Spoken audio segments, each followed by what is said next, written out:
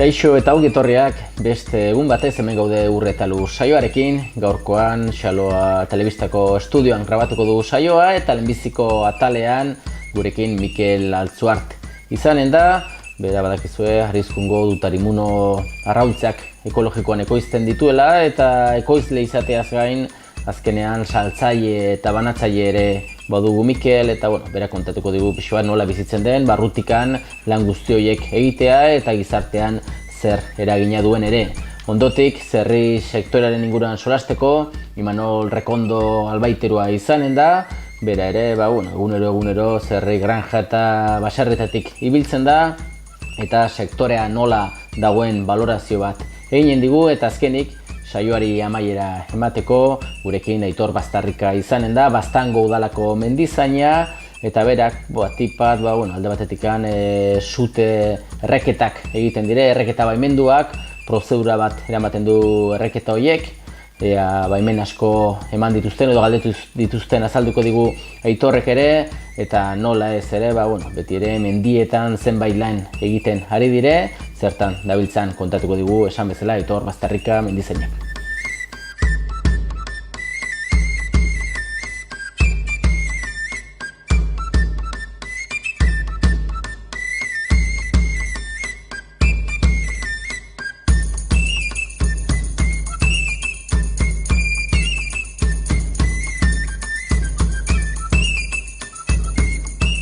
Saioaren hasieran esan bezala, lehenbiziko atal honetan, Mikel Altzuart duk nire alboan, badakizue bera Arrizkungo mutila eta Dutarimuno arrautzeak ekoizten dituela, orain dela urte batzuetatik. Eta badakizue askotan produktu bat ekoiztea ez da nahikoa izaten eta bere kasuan, esaten aldugu zirkuitu labur bat egiten duela, berak ekoiztu, baita ere nola ez salmentak lotu eta saldu ez dazki, banatu behar da, eta lagabiltza ez, Mikel, azkenean, lan asko behar da, konsumitzaileri alik eta aguduen edo hobekien generoa eraman, eta trato zuzen azkena egiten duzu ez. Bai, ekoizlea nekazalgoan gaur egun ikusi genuen bideo bat zegoena ez, ekoitzi beste industria bati, beste enpresa batzei saltzeko, eta batez ere hemen gure eskualdetan eta abeltzantzan zentratu ginen, bertze toki batzuetan igual barazkietan edo zerealetan, ez, Nafarroa dela kasu, eta ikusten genuen, kooperatibei saltzen diete kasu horietan igual, ikusten genuen sartzen zarela ja merkatu estandar globalizatu hortan, eta horre prezio batzuk ja badaude gutik finkatuak, eta hor mugitziak bideragarri edo errentagarri egin ditzazke zenbait ustiapen, zenbait nekazarien egoera, baina horrek bideo horri segitzea ikusten genuen desagertzera eraman zuela eta eraman izan du ekoizle gehienena, ez? Azkeneko adibideak izan dira, esne behien produkzioa nola gerota gutiago gelditzen diren, eta nahiko lan azkenean prezioa ez direlako ez bermatzen. Ordan, etorkizunerako nekazaritza, gure kasuan, gure eskualdetan izan behar du, ze horrek ekoiztea, ekoizpen mugatu bat, zure ahalmenari, zure lurrari eta zure realitateari egokitua, ez dugu denok lur disponibilitate bera, ez dugu denok kapazitate tekniko bera, eta horren arabera gehiago jo dugu, orain, geren ekoizlek, dedikatzea gure denboraren zati nagusi edo zati handi bat ekoizteari, eta bertze bat produktori saltzea, ez? Eta, hor gu baino landuagoa da iparraldeko eredua, ez? Elkartu dira, ekoizle gehiago dauden, han urrats gehiago eman dituzte, gurean bertze errealitate bat ere dute, gurean berriz, diru urte batzuk ere bai hasi ginena, ze ekoizpen izan daiteken gurera egokitua, gure tokian egin daitekena, eta hurbileko kontsumo horri eskaintzen aldiguna, ez? Eta horren nire kasuan, ni hasi nintzen arroltze ekologikoekin, eta urteak joanez, bagara kuadrilla bat, Nafarroan gaude gehienak, ez? Baina, bueno, industria ekoizpenera etortzen da ere bai, eta konsumoan ikusten baldin bada mugitzen dela, haiek hartzen dute beren, iten dute beren saiakera, baina ikusi behar dugu guk hori, ez? Ditugula gure eskutan tresna batzuk, arma batzuk ditugu, inguruko konsumo hortara ailegatzeko, eta gure ekoizpena zainduz izan behar duela, bertzeek eskaini ez dezaketen zerbait, eta batez ere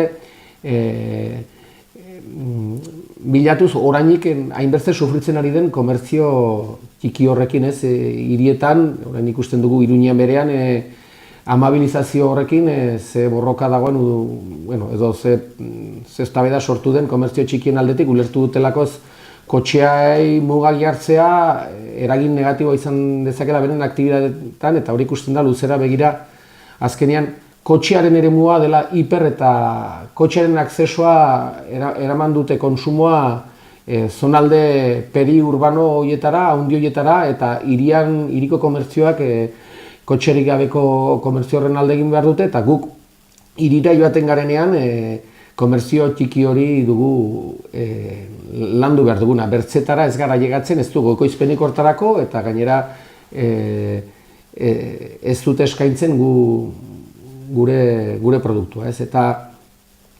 Eta hortaz aparte, norberak erabili behar ditu feriak eta hurbilen dituen merkatoiek bere ekoizpena kokatzeko.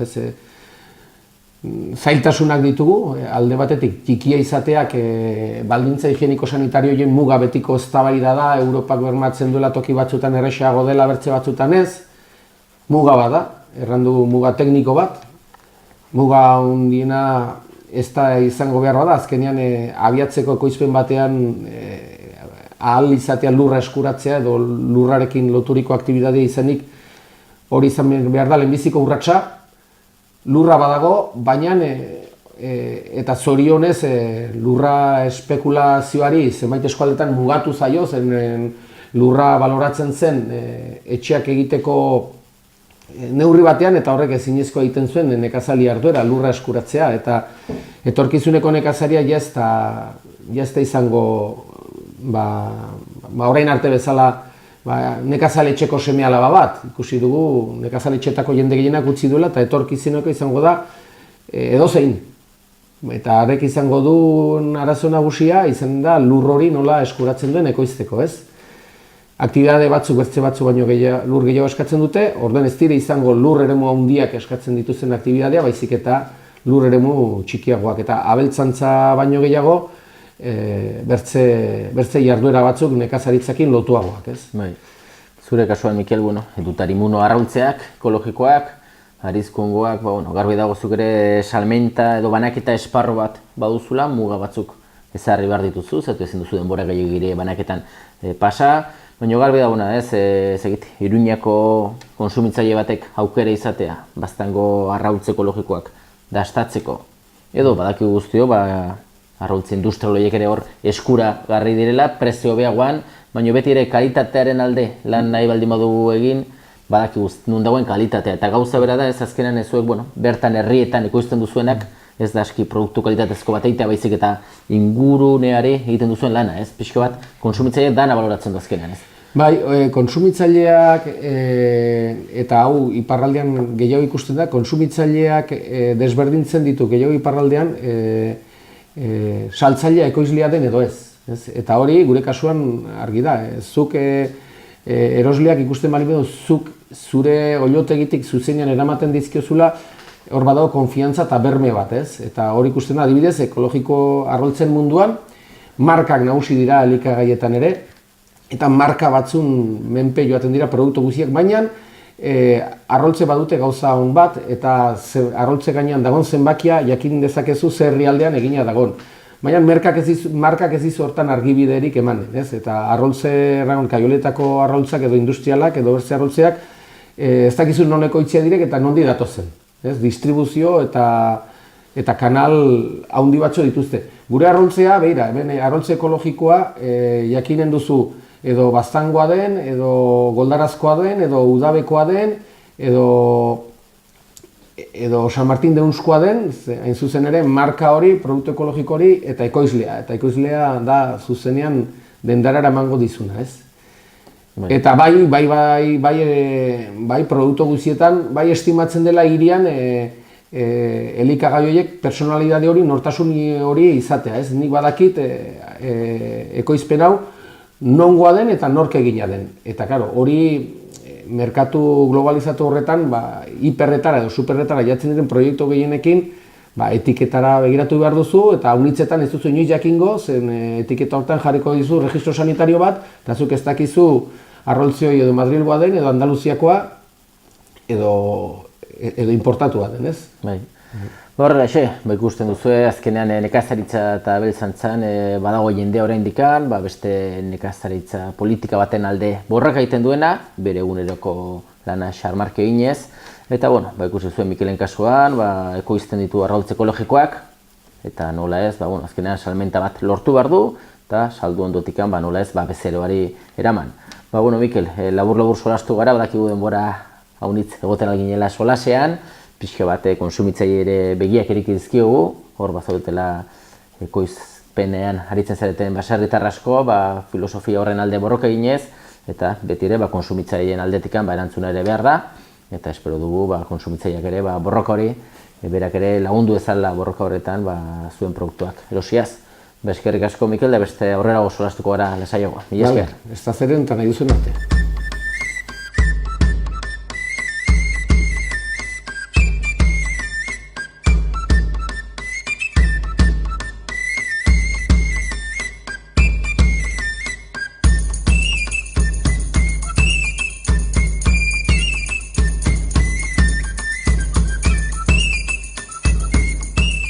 Bigarren atal honetan, zerri sektorearen inguruan solastuko gara, eta horretarako nire alboan, Imanol Rekondo dut, bera Intiako albaiterua dugu, eta zerri sektorean ibiltzen dena.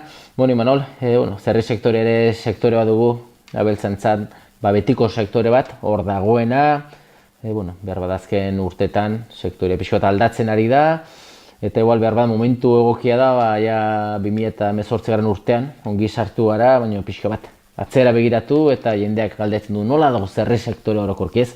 Ezagit 2017a begiratu eta ze balorazio egiten aldugu pixka bat, nola joan zen urtea? 2017a txerri industrialen kontuan oso urte hona izan du da. Aurretikan bizpahiru urte oso txarra izan du ziren, eta 2016an azkenetik eta 2017a oso onak izan du ziren. Industrialak txerri diru asko ikatzen duten. Baina orain ja berriz bere nonera ez dakit, baina berriz ere jetxi da. Lehen urtean 1,3 hola izan duzen media, eta bain txerria saltzen nahi da euro bateko bolta hortan, txerri gizena. Orduan, bestaldetikan basa txerri eta euskal txerrien da kontu ditan, txerri alternatibo kontu ditan, lehen bezala jarraitzen du. Basa txerri handitzen nahi da, saiatzen nahi dira gehiago txerri joitien, eta euskal txerrien kontuan, poliki, iparaldekoakin batera, saiatzen nahi geha elkartiak eta pixkat indartzen, eta zerbait lana bihar bezala egiten dugun. Hori da ez, azkenen pixo bat, zerri sektore honetan bi apostu arrontin difentiak, desbardinak dira ez. Sartzen gara guztiz industrialian prezioa, kantitatea borrokan, instalakuntzak ere behar dire beste intensiboak dira, edo beste apostua da, pixka bat estensiboan zerria gizendu, naturarekin kontaktuan, denbora gigoera ematen du, garbi dago ez, bi estremo dira azkenean, ez? Bi jokamolde dira, industrial hortan orain edozein baserritarrek ez dauka sartzerik, ez dauka konpetitzerik. Ez palni madu lehendikan gauzak eta eginak, eta kontua da lana egin litekela, baina gero salmenta oso zaila dela. Eta azkenian prezio eta joten da, eta urte bat izan liteke oso ona eta hartuko dizutena, baina etortzen denean urte bat ez hain ona, dirua galtzen denean, baserritar batek ez du aguantatzen. Adibidez, azkeneko 2 urtetan, baserritarronak zirenak, urte askoan lan egin ditutenak, India integratu behar izan dira. Industria handitan, industria handi, baina handik. Orduan eta aldiz beste alor horretan, ezain intensibotan, badago zer egina, gero kontua da hor ere saltzia eta bere prezioan saltzia zaila dela. Orduan, hor dago, borroka hor dago, ez? Lortu behar duzu produktu bat ona, egitean alduzu, baina gero saldu behar da. Eta kobratu behar da behar duen prezioan, eta hor izaten da komeria. Bai, azkenean arraza, euskal txerria eta gizentzeko orduan ere bere kanpoan gizentzen da, bere denbora eramaten du, ez? Pixu konkretu bat hartzeko denbora joaten da. Industrialan badakigu, laburtzen dela pixu bat ziklo osoa, baina garbi dago prezio, ez? Zuk diozuna, ez? Azkenean ezakit konsumitzaile mota desberdina den, jokatzen da gego jatetxekin, jokatzen da... Bueno, zerri industrialen kontu hortan, azkenean txerriak karnizerien normaletan dauden txerri horiek dira, eta prezioetan izaten dira. Azkenean edozein tokitan dauzkagu xolomak 5-6 eurotan, eta aldiz egiten baduzu txerri bat, 7-8 hilabete gizentzen dena, urte bete gizentzen dena, eta kanpoan dagoena, eta asko gehiago gastatzen duna, eta asko gehiago jaten duna, eta gainera errendimendu gutxio daukena, eta horrek saldu behar zu, 10 euro saldu behar du baserritarrak, 10, 11, 12 eurotan baserritarrak saldu behar du. Eta gero, harakin dein ez duguzu 6 euroan bilatu. Orduan, jendea desberdina da erosiko duna, edo batzutan erosiko duzu, edo bestetan ez. Baina, hor dago, ez da erresa. Administrazio aldetikan ez egite horrelako bertako arrazen alde, zerrien kasuan zurekin solasten gaudela, bada laguntzarik izaten da? Bai, hemen kasu honetan euskal txarria izango genuke, eta laguntza txiki bat bada horlako Europatik laguntza, eta elkarteak eta lanak bihar bezalen ezkero laguntzak izaten dira elkarteen dako, eta promozio dako, eta horietako. Berez, zuzenki txarriendako ez da laguntzek izaten. Behiendako eta izaten da, harriendako eta bai, baina txarriendako zuzenian ez da laguntzarik. Beti ere prezio hor dago gakoa, prezio duin batean behar da kontuak ateratzeko, saldu generoa. Horre askotan ez egite elkartearen bidez, baina ziurtatzen dugu salmenta, bezero konkretu batzuekin, iparraldean bintzat bai. Eta beti ere izaten dugu ere arriskua, eritasunen arriskua. Horren dela urte kuadria bat, genekiun, sartu ezkero eritasun garantzitsu bat gure ikuiluan, zerriak akabo, eta alde horretatik ezakitzu albaitu zarena ere kontrolpean dago bintzat, pixu bat zerri sektorea eritasun aldetikan. Bai, eritasunak eta alde batetik txerri industrialian badira eritasun batzuk industrialera direlako alde batetik, eta txerri kopuru handia biltzen delako, eta presio handia dutelako, eta beste aldetikan kanpoan dabilen txerria edo beste erabate egiten den txerriak dauka arriskua beste erabatekoa. Adibidez hauen bada arrisku bat basurdekin nahastu ezkero. Hor badira pare bat gaitza edo 3, eta basurdeak hiltzen direnean, ehiztariak hiltzen dituztenean analizatzen dira. Denak ez, baina goio analizatzen da, eta adibidez bada eritasun bat, Augieski izena duna, erabat garbia dauna txerri txurian, txerri normalian, baina basurdeak erdiak kutsatuta daude. Eta gure txerriak nahasten badira basurde horiekin kutsatzeko arrisko dute. Orduan hor arrisko handia dago, eta beste aldetikan Europako ekialdetikan bada beste gaitz bat sartzen nahi dena, ikusiko dugu sartzen dena ez, eta hori da Afrikako izurretia ditze zaio, PPA. Eta horrek hori sartuko golitzake adibidez peninsulan, izango litzake hekatonbe bat. Merkatua moztuko litzake, eta merkatuak peninsulatik 160 edo dana Europara eta beste tokitara saltzen da. Orduan, itxiko litzake merkatua, eta izango litzake... Bai, hemen, izurretea bestelakoa. Bai, zerria soberan izanen zen, ez? Bai. Prezioak oraindik gehiago jaitsiko ziren. Jaitsiko litzake. Desastre. Bai, desastre handia izan litzake. Orduan arriskua dago basurdekin eta kontu handia behar da. Bai. Ja, bukatzen joateko etorkizuna 2018an sartuak, nola ikusten duzu zuek sektorean zeudetenak, zerri sektorea aurten, hurrengo urteri begira, ze etorkizun duen hori mantendu?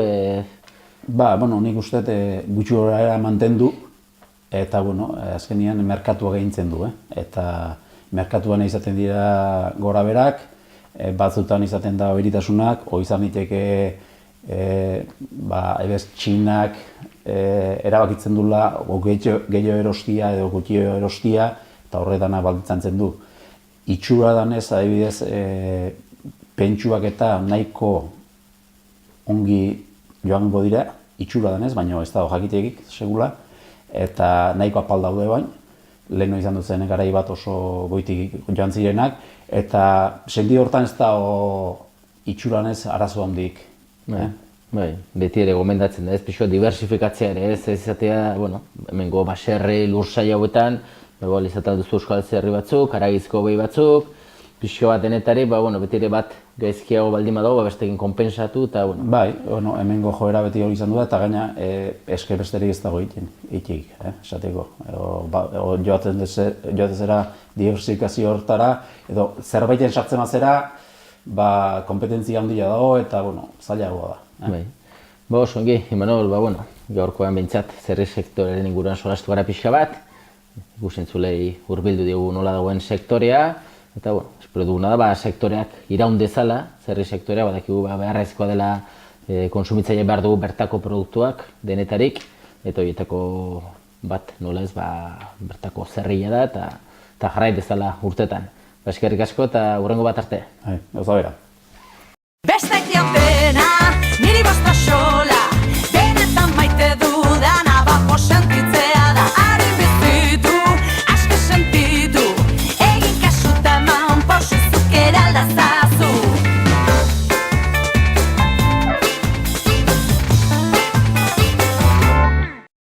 Hirugarren atal honetan Aitor Baztarrika dugu gurekin, badakizue beran, Baztango udalako mendizaina dugula eta mendia asko bada, baina mendi hori zaindu behar da eta beraiei pixo bat lan desberdinak egitea tokatzen zaie eta horietako bat nola ez, mendia garbi mantentzea eta Aitor, mendia garbi mantentzeko badakigu nahita nahiezkoa dela sute kontrolatuak egitea. Eta espalditxotik, zuek kontzientziatuek zabiltzate lan hori ongin behar dela eta nola ez, badu bere prozedura bat eta prozedura horietako bat izan dela bizko guztia, eskaera bat egitea, erraketa bat egin nahi dela, ez? Ezakit, gai horren inguruan urtea segidan pasatzen da, nola do, ze fasetan dugu prozedura? Momentu honetan lehenengo fasea akitu da eskaerak egiteko fasea akitu da.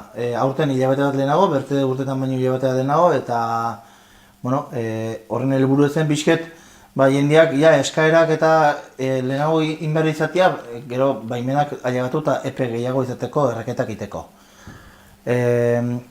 Denborak momentuz ez dako batrez lagundu eta ez dako lagundiko ere momentuz, ikusten delako iragarpenak ez direla onak, mendia arras guzti dago eta aurten ez dakit hau nizaldatu beharko dugu historiak, egia da honiken epea badagoela apirilaren ondarra arte erraketak egiteko, baina hasi behar ginuen pixket erretzen mendiek.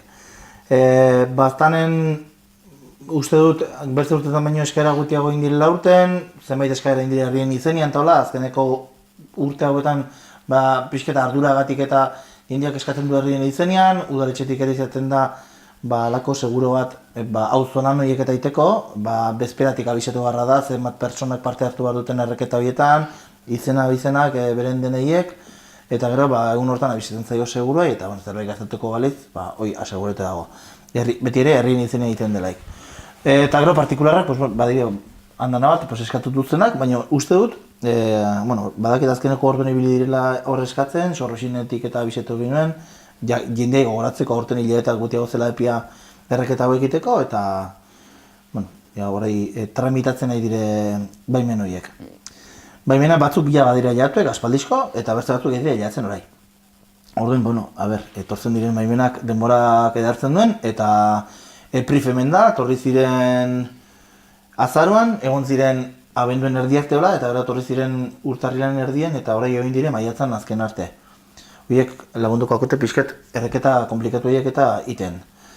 Suhiltzaileekin ere, izan ziren lehenengo bilerak azaroan, bazirudien hor aldaketa batzuk bazirela, eta hor erreketan kanpainan manatu bat duten persona batzuk desberdin batzuk karri zuzten. Horre bileginen bizket borrokan, berek erretzera etortzen diren suhiltzaile horiek, kontratatu horiek, behar duterako arduradun bet, eta, azken nintzen lortu dute, badago bat arduraduna, onbarduna kanpaina guztien, eta, baztan bidasoa, Malerreka, Bortziriak,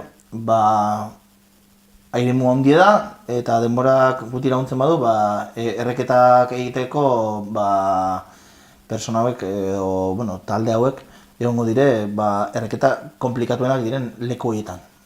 Orduan, bastan tokatiko zaigu batzutan, arriskuen maila handia delako, eta bertzetan tokatiko zaie, bertze inguruko, bertze eskualdeko egozein herriko nekazari eta abeltzani, bai. Hori da, badakigu talde handia dagoela atzetikan, garrantzitsuna da, gero norberak herrian erreketen dulikan, badakigu arau batzuk badirela bete behar direnak, jendea zaintzuz jokatzen du, eta garrantzitsuna eguraldiak lagundu dezala, eta alik eta erreketa baimendu gehien egin, eta ongi eginak izan daitezela. Horrekin lortzen du, mendia pixka bat garbi mantentzea, eta mendiari ere badakigu haziendo oraindik desente badela gure eskualde hauetan, eta haziendo hori baliatzen da mendi on horietaz bazkaliku bezala ibiltzeko.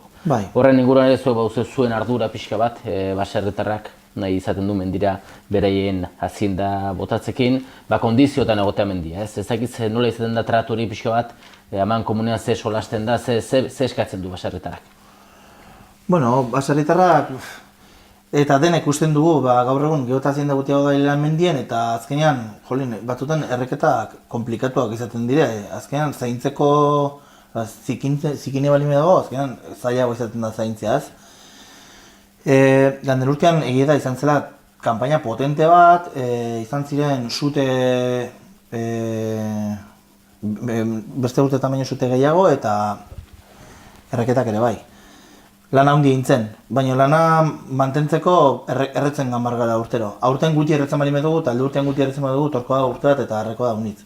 Azkenean, mendik badu behar bat, eta hori egin behar da.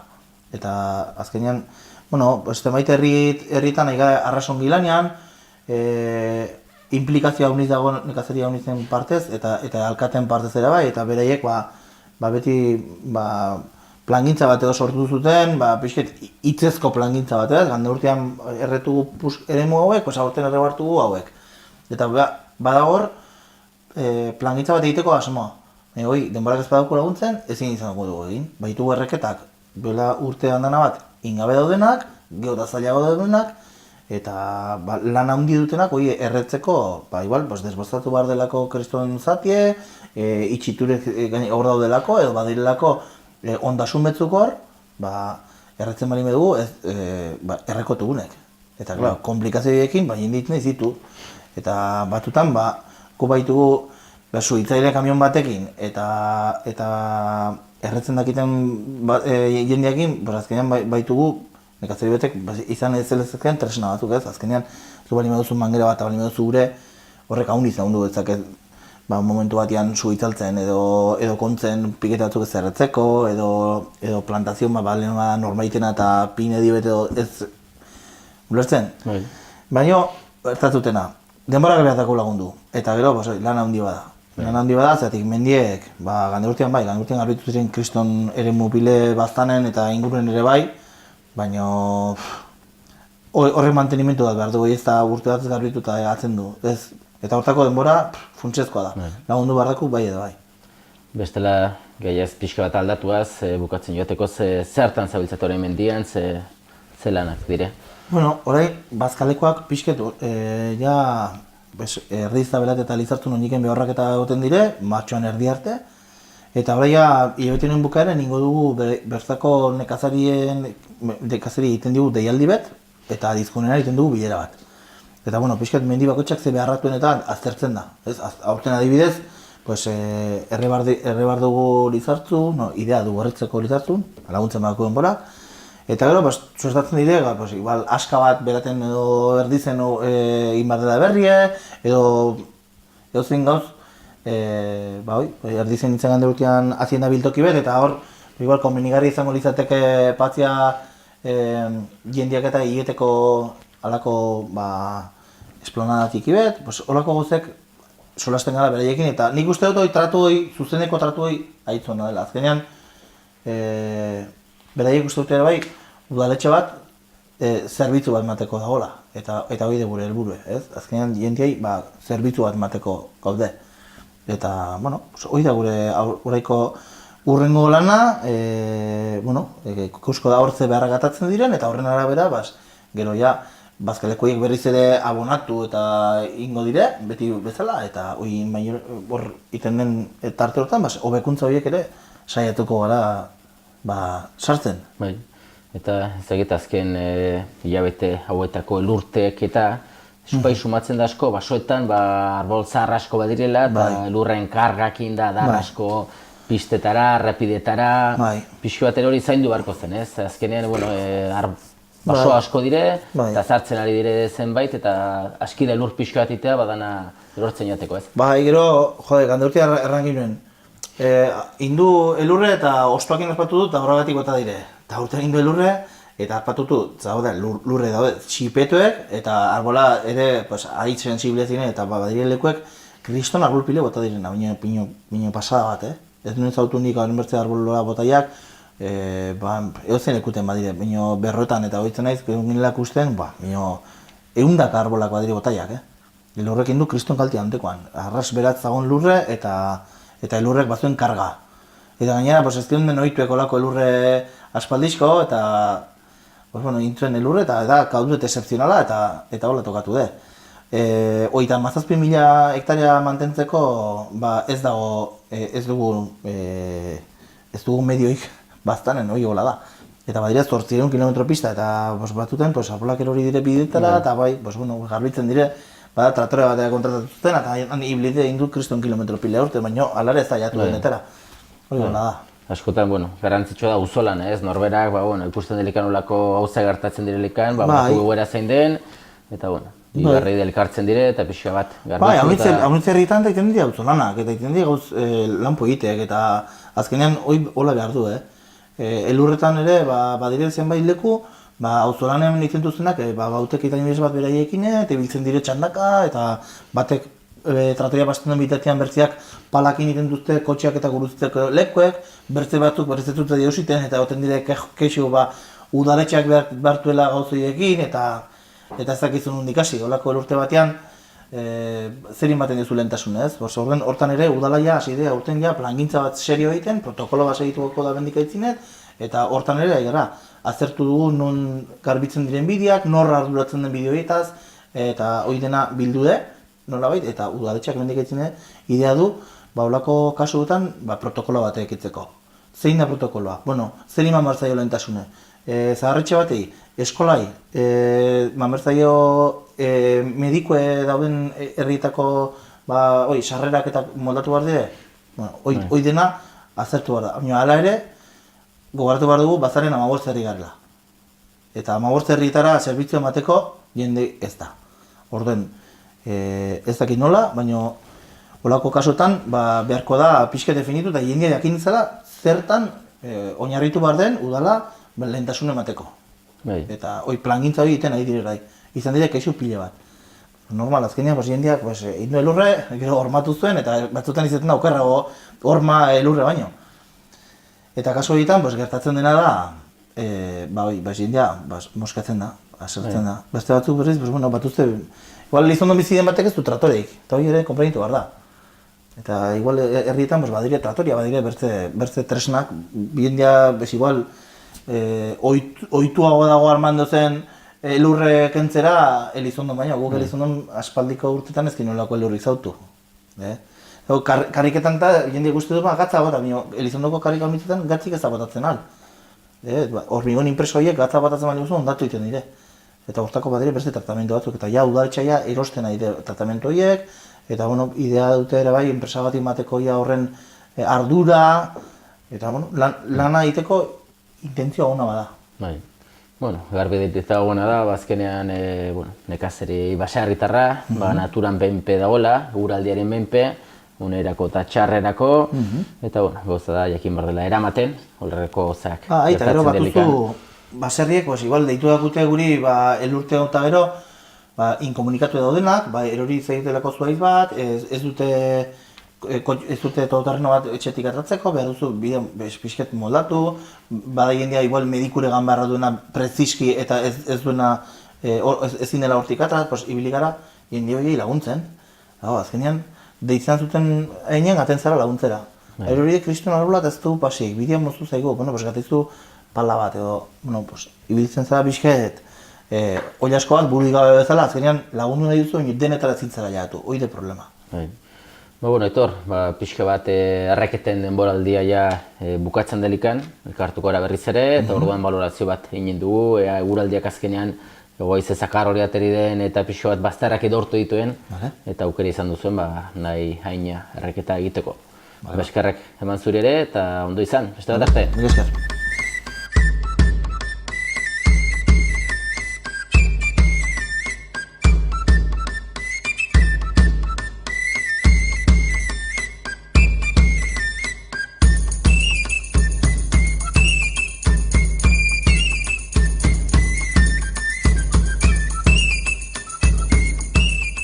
Besterik gabe, agur esateko ordua iritsi zaigu eta nola ez betiko moduan, eskerrak eman zuen arretagatik agurtzen gara datorren saio arte. Ondo segi!